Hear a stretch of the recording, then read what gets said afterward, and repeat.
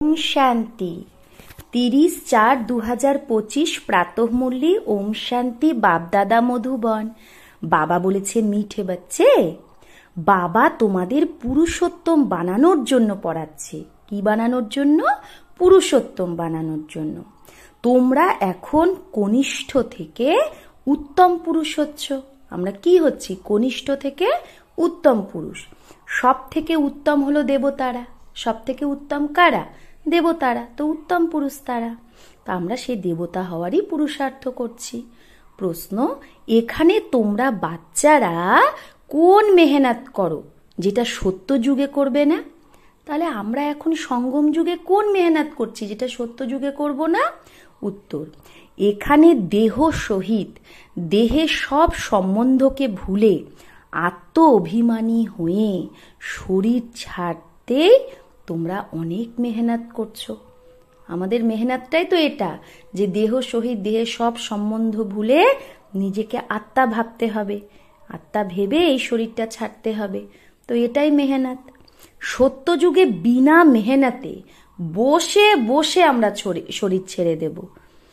এখন এই মেহনত বা অভ্যাস করো যে আমি আত্মা, আমাকে এই পুরানো দুনিয়া, পুরানো শরীরকে ছাড়তে হবে আর নতুন শরীর নিতে হবে।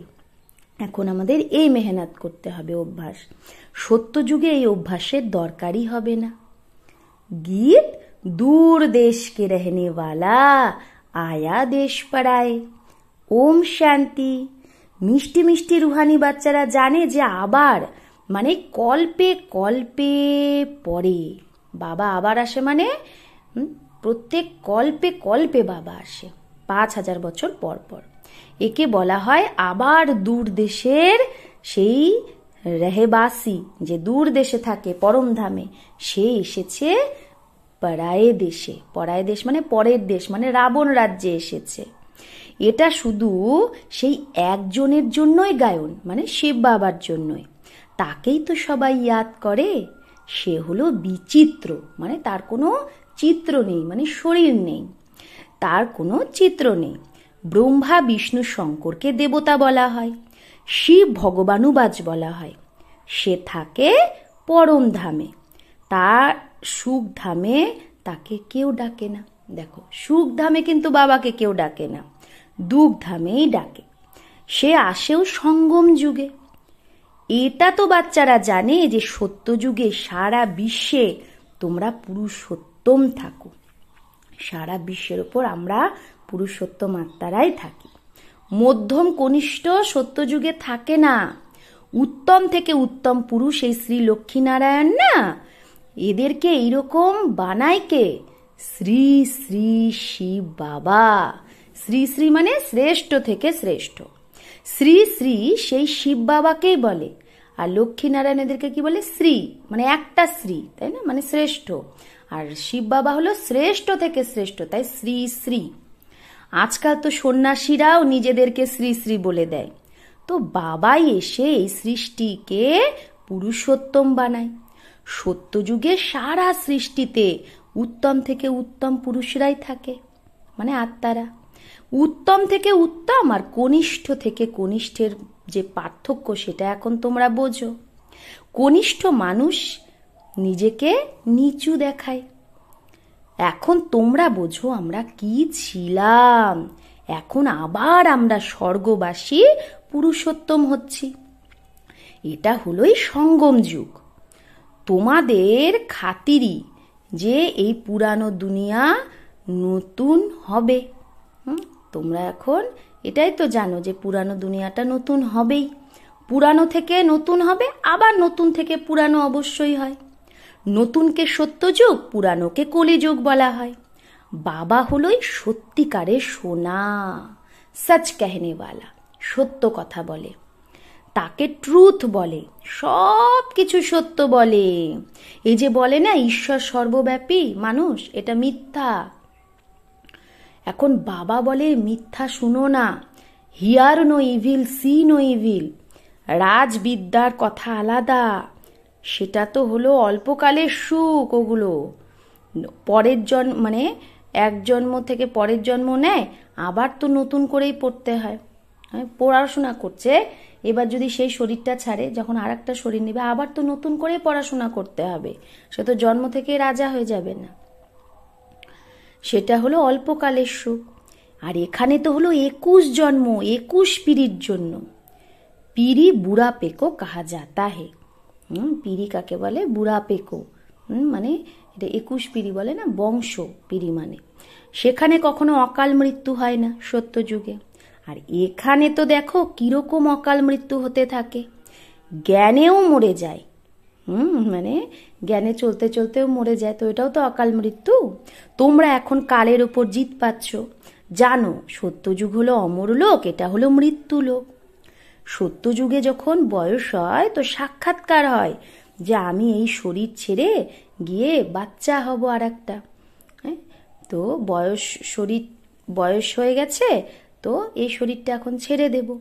নতুন শরীর পেলে সেটা তো ভালোই না, বসে বসে তখন খুশি খুশি শরীর ছেড়ে দেয়। এগুলো সত্য যুগে হয়।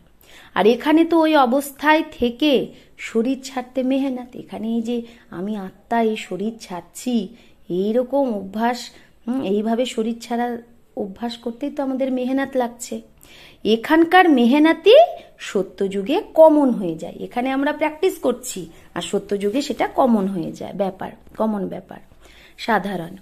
এখানে দেহ সহিত যা কিছু আছে সব কিছু ভুলে যেতে হবে, নিজেকে আত্মা ভাবতে হবে, এই পুরানো দুনিয়াকে ছাড়তে হবে, নতুন শরীর নিতে হবে। আত্মা শতপ্রধান ছিল, তো সুন্দর শরীর ছিল তখন।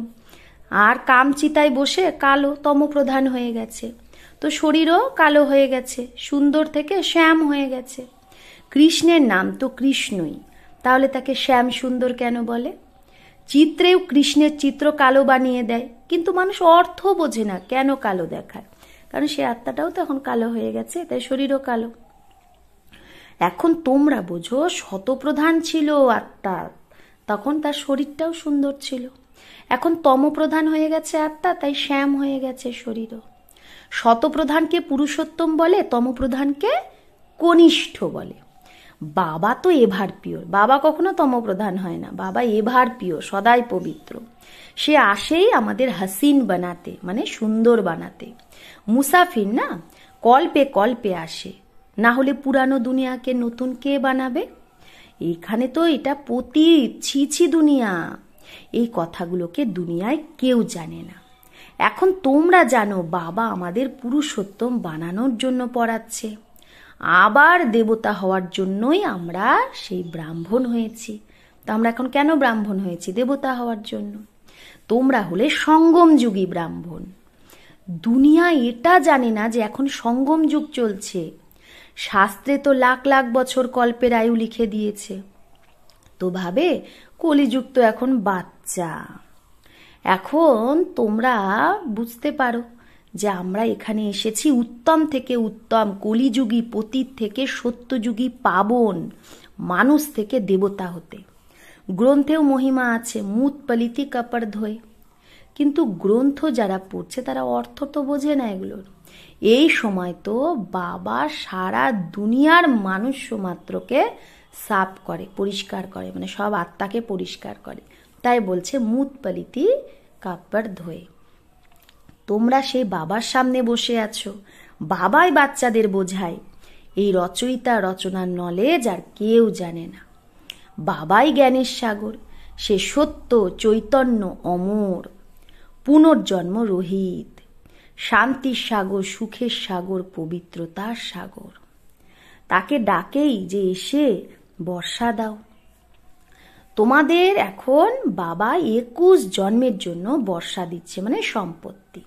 এটা হলো অবিনাশী পড়া, পড়াচ্ছেও অবিনাশী বাবা, যার বিনাশ হয় না। আর এই পড়াটারও বিনাশ হয় না, একবার যে জ্ঞান শুনবে সে যাবেই সত্য যুগে। আধা কল্প তোমরা রাজ্য পাও, তারপরে রাবণ রাজ্য হয়। আধা কল্প ধরে আমরা রাম রাজ্যে থাকি, আর 2500 বছর পর আমরা রাবণ রাজ্যে চলে যাই। আধা কল্প রাম রাজ্য, আধা কল্প রাবণ রাজ্য। প্রাণের থেকেও পেয়ারা এক বাবাই। কেন? কারণ সেই তোমাদের বাচ্চাদের সব দুঃখ থেকে ছাড়িয়ে অপার সুখে নিয়ে যায়। তোমরা নিশ্চয়ের সাথে বলো, সে আমাদের প্রাণের থেকেও প্রিয় পারলৌকিক বাবা। প্রাণ আত্মাকে বলা হয়। সব মনুষ্য মাত্র সেই পরমাত্মাকেই স্মরণ করে, কারণ আধা কল্পের জন্য দুঃখ থেকে ছাড়িয়ে শান্তি আর সুখ তো দেয় সেই এক বাবাই। তো প্রাণের থেকেও প্রিয় হলো না? তোমরা জানো সত্যযুগে আমরা সদা সুখী থাকি, বাকি সবাই তো তখন শান্তিধামে চলে যায়। আবার রাবণ রাজ্যে দুঃখ শুরু হয়।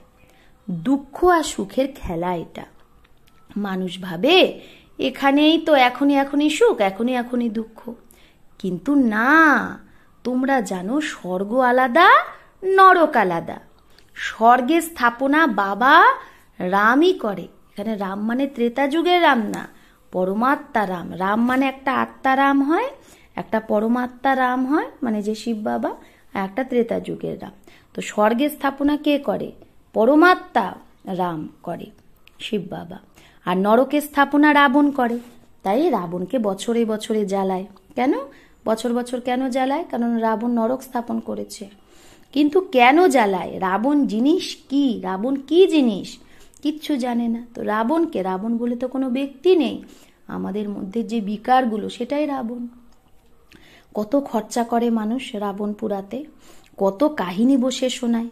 রামের সীতাকে, সীতা ভগবতী কো রাবণ লে গয়া, রামের সীতাকে কে নিয়ে গেছে? সে রাবণ চুরি করে নিয়ে গেছে, এগুলো বলে। কিন্তু আসলে কে? রামকে, পরমাত্মা রাম। সেই রামের আমরা সব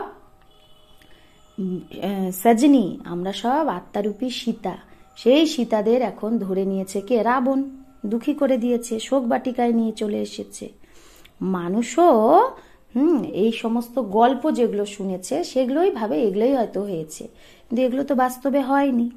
এখন তোমরা সবার অকুপেশন জানো, এটা তোমাদের বুদ্ধিতে নলেজ আছে। সারা ওয়ার্ল্ডের হিস্ট্রি জিওগ্রাফিকে কোনো মনুষ্য মাত্রই জানে না, বাবাই জানে। তাকে ওয়ার্ল্ডের রচয়িতাও বলা যাবে না। দেখো, বাবাকে ওয়ার্ল্ডের রচয়িতা বলা যাবে না। কেন? কারণ ওয়ার্ল্ড তো আছেই। বাবা শুধু এসে নলেজ দেয় যে চক্র কি করে ঘোরে। ভারতেই লক্ষ্মীনারায়ণের রাজ্য ছিল, তারপরে কি হলো? দেবতারা কারো সাথে লড়াই করেছে কি? কিচ্ছু না, করেইনি লড়াই। দেবতাদের সময় তো ওষুধ থাকবেই না। আধা কল্প পরে রাবণ রাজ্য শুরু হলে দেবতারা বাম মার্গে চলে যায় দাপট থেকে। বাকি এরকম না যে যুদ্ধে দেবতাদেরকেও হারিয়েছে, না। লস্কর আদির কোনো ব্যাপারই নেই। না তারা লড়াই করে রাজ্য নেয়, না তারা লড়াই করে রাজ্য হারায়। এগুলো তো যোগ। তাহলে বাবা বলছে এখন তো তোমরা যোগে থেকে পবিত্র হয়ে পবিত্র রাজ্য স্থাপন করছো। বাকি হাত মে কোই চিজ নেই, বাকি আমাদের হাতে কোনো অস্ত্র শস্ত্র নেই। এখানে তো ডবল অহিংসা। ডবল অহিংসা মানে না কাম বিকার, না ক্রোধ বিকার। এক তো পবিত্রতার অহিংসা, কাম বিকার নেই, তো পবিত্রতার অহিংসা। আর একটা ক্রোধ বিকার নেই, তাই তোমরা কাউকে দুঃখ দাও না, তাই জন্য ডবল অহিংসক। সব থেকে কড়া হিংসা হলো কাম কাটারির, যেটা আদি মধ্য অন্ত দুঃখ দেয়। রাবণের রাজ্যেই দুঃখ শুরু হয়, বিমারি অসুখ শুরু হয়। অসুখ বিসুখ রাবণ রাজ্য থেকে শুরু হয়, দাপট থেকে। কত ঢের বিমারি, অনেক প্রকারের ওষুধ বেরোতেই থাকে। রোগী হয়ে গেছে না সবাই। তোমরা এই যোগ বলের দ্বারা 21 জন্মের জন্য নিরোগী হও। সত্যযুগে দুঃখ বা বিমারির নাম নিশান থাকে না, তার জন্যই তোমরা পড়ছো। বাচ্চারা জানে ভগবান আমাদের পড়িয়ে ভগবান ভগবতী বানাচ্ছে। পড়াটাও কত সহজ, আধা পৌনে ঘন্টায় সারা চক্রের নলেজ বাবা বুঝিয়ে দেয়। 84 জন্ম কে কে নেয় এটাও তোমরা জানো। ভগবান আমাদের পড়ায়, সে হলো নিরাকার। সত্যিকারের তার নাম হলো শিব। কল্যাণকারী না, সবার কল্যাণকারী, সবার সদ্গতি দাতা। উঁচু থেকে উঁচু বাবা, উঁচু থেকে উঁচু মানুষ বানায়। বাবা পড়িয়ে হোশিয়ার বানায়। আপ कहते हैं जाकर पढ़ाओ। বাবা যখন আমাদের হোশিয়ার বানায় তখন বলে যাও এখন তুমি অন্যকে পড়াও। এই ব্রহ্মা কুমার কুমারীদের পড়ায় কে? শিব বাবা।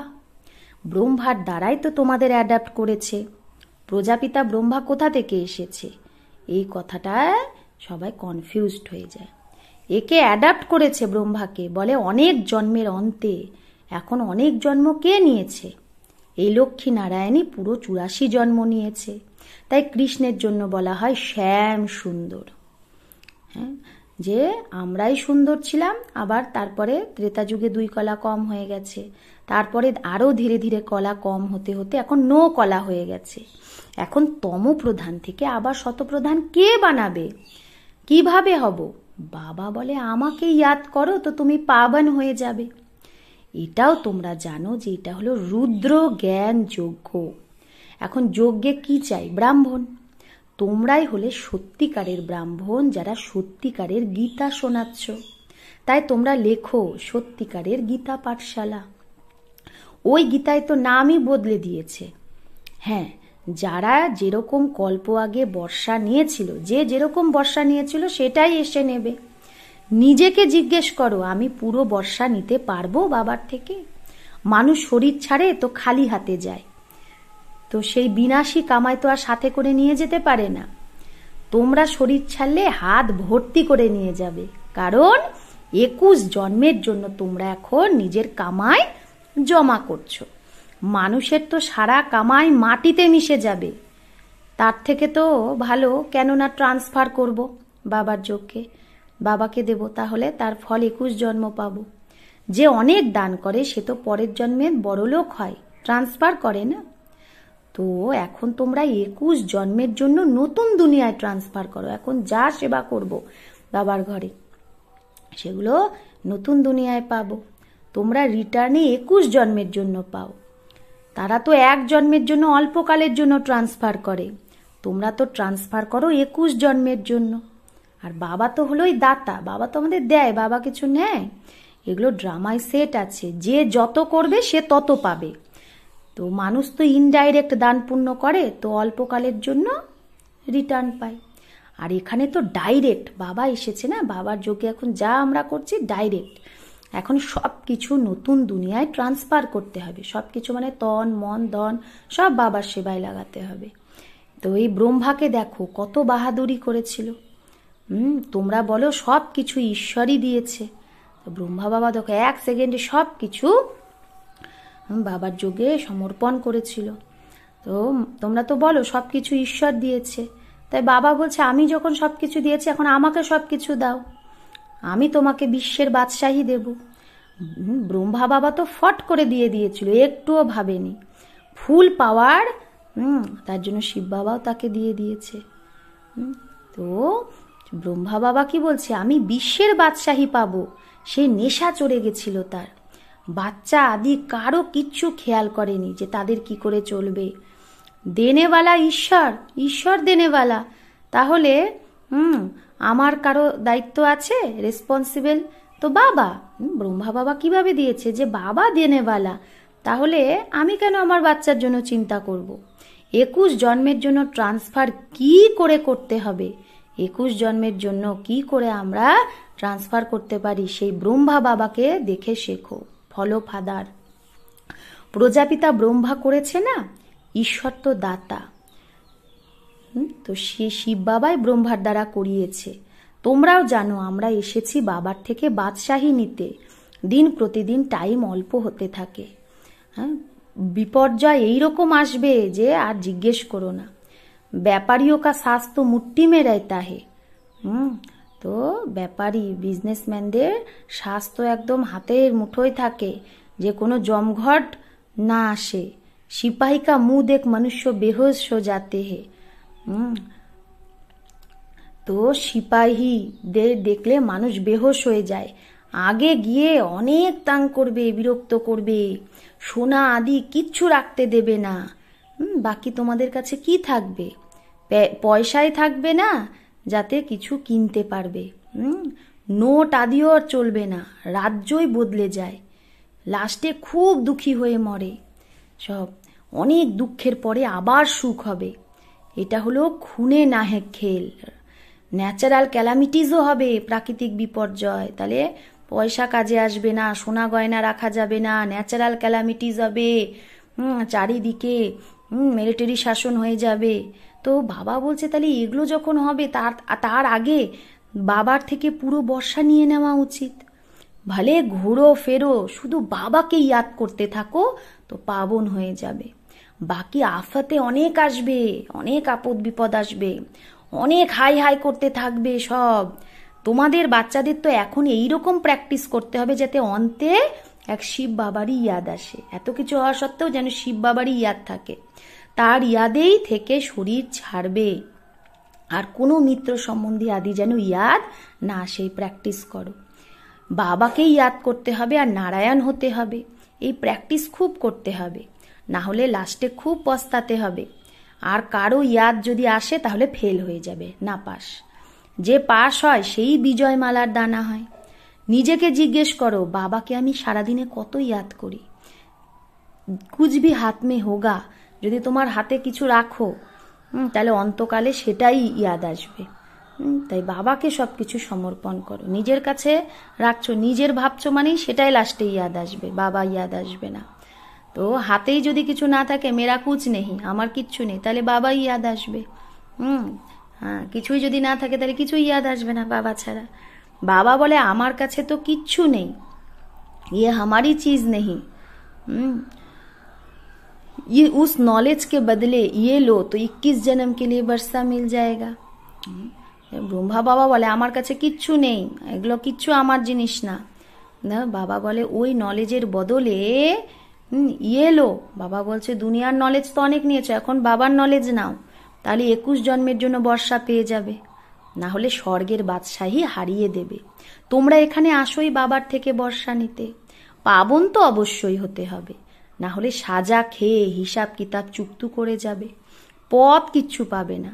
শ্রীমতে চললে কৃষ্ণকে কোলে নেবে, মানে কৃষ্ণের পরিবারে জন্ম হবে। বলে না কৃষ্ণের মতো পতি যদি পাই বা কৃষ্ণের মতো যেন বাচ্চা পাই। তো কেউ তো ভালোভাবে বোঝে, কেউ তো আবার উল্টা সুল্টা বলে দেয় যে কি বোঝাচ্ছে এরা। अच्छा, मीठे मीठे सिकिलाधे बच्चों प्रति माता पिता बाप दादा का याद प्यार और गुड मॉर्निंग। रूहानी बाप की रूहानी बच्चों को नमस्ते। हम रूहानी बच्चों की रूहानी माता पिता बाप दादा को याद प्यार गुड मॉर्निंग और नमस्ते नमस्ते नमस्ते। शुक्रिया बाबा, आपको लाख लाख शुक्रिया। ধারণা 1, যেরকম ব্রহ্মা বাবা তার সব কিছু ট্রান্সফার করে ফুল পাওয়ার বাবাকে দিয়ে দিয়েছিল, একটুও ভাবেনি, সেই রকম ফল ফাদার করে 21 জন্মের জন্য প্রালব্ধ জমা করতে হবে। 2, প্র্যাকটিস করতে হবে অন্তকালে এক বাবা ছাড়া আর কোনো জিনিস যেন ইয়াদ না আসে। আমার কিচ্ছু না, সব বাবার। অল্প আরবে বাবা আর বাদশাহী, এই স্মৃতির দ্বারাই পাশ হয়ে বিজয়মালায় আসতে হবে। বরদান, মনসার ওপর মানে মনের ওপর ফুল অ্যাটেনশন যে দেয় সেই চট্টিকলার অনুভবী বিশ্ব পরিবর্তক ভাবো। যে মনের উপর ফুল অ্যাটেনশন দিয়ে চট্টিকলার অনুভব করে সেই বিশ্ব পরিবর্তক ভাবো। এখন লাস্ট সময়ে মনসা দ্বারাই বিশ্ব পরিবর্তনের নিমিত্ত হতে হবে। লাস্ট সময় কি করতে হবে? মনসা দ্বারাই বিশ্ব পরিবর্তনের নিমিত্ত হতে হবে। তাই এখন মনসার একটা সংকল্প যদি ব্যর্থ হয় তো অনেক কিছু হারিয়ে দেবে। একটা সংকল্পকেও সাধারণ কথা ভেবো না। বর্তমান সময় সংকল্পের হলচলও বড় হলচল গোনা হবে। সংকল্পে যদি হলচল হয় সেটাই বড় হলচল, কারণ এখন সময় বদলে গেছে, পুরুষার্থের গতিও বদলে গেছে। তাই সংকল্পেই ফুল স্টপ চাই। যখন মনসার উপর এতটা অ্যাটেনশন থাকবে তবেই চর্তি কলা দ্বারা তুমি বিশ্ব পরিবর্তক হতে পারবে, তোমার দ্বারাই বিশ্ব পরিবর্তন হবে। তাই সংকল্পের উপর চেকিং করতে হবে। স্লোগান, কর্মে যোগের অনুভব হওয়া মানে কর্মযোগী হওয়া। কর্মের মধ্যে যদি আমি বাবার ইয়াদ করি, যোগের অনুভব করি, তাহলে তার মানে আমি কর্মযোগী। অব্যক্ত ইশারা, কম্বাইন্ড রূপের স্মৃতি দ্বারা সদা বিজয়ী হও। আপ আর বাপ, তুমি আর বাবা, এই কম্বাইন্ড রূপের অনুভব করে সদা শুভ ভাবনা, শ্রেষ্ঠ কামনা, শ্রেষ্ঠ বাণী, শ্রেষ্ঠ দৃষ্টি, শ্রেষ্ঠ কর্ম দ্বারা বিশ্ব কল্যাণকারী স্বরূপের অনুভব করো। তো সেকেন্ডে সব সমস্যার সমাধান করতে পারবে। যে বাবা আর আমি কম্বাইন, তাহলে শুভ ভাবনা, শ্রেষ্ঠ কামনা, শ্রেষ্ঠ বাণী, শ্রেষ্ঠ দৃষ্টি, শ্রেষ্ঠ কর্ম দ্বারা বিশ্ব কল্যাণকারী স্বরূপের অনুভব করে সেকেন্ডে সব সমস্যার সমাধান করতে পারবে। সদা একটা স্লোগান মনে রাখো, না সমস্যা তৈরি করব, না সমস্যাকে দেখে ডগমগ হব, নিজেও সমাধান স্বরূপ থাকব আর অন্যকেও সমাধানই দেব। এই স্মৃতি সফলতা স্বরূপ বানিয়ে দেবে। এই স্মৃতিটা থাকলেই আমাদের কি বানিয়ে দেবে? সফলতা স্বরূপ। আচ্ছা, ওম শান্তি।